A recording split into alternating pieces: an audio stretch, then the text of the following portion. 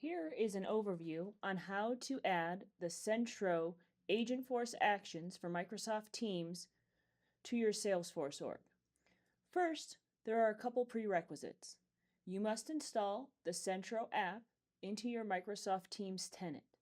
This requires authorization from a Teams admin in them clicking this Authorize button. Once it's clicked, any active agent will display in this Agentforce tab. Within Salesforce, you must install the Centro Core package that allows you to connect your Microsoft Teams tenant to your Salesforce org. You can display and see that the connection is successful by navigating to the Centro setup page and viewing your Teams tenant here.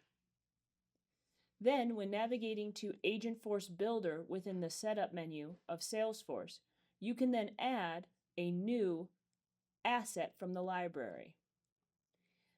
The Centro assets display once you've installed the Agentforce agents from the Salesforce Agent Exchange. Here you can see the Centro Microsoft Teams integration displaying in the asset library. When I select Finish, you will then see the new topic added to your Agentforce agent.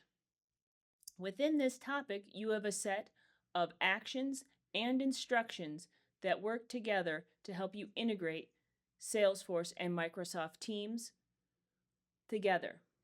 Each agent action has an instruction associated to it.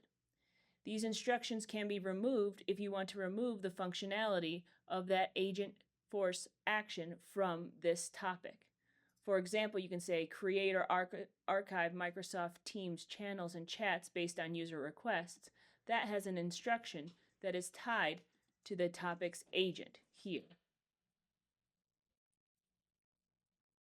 This is how you integrate Agentforce and Microsoft Teams using Centro's Agentforce Actions. Please reach out with any questions.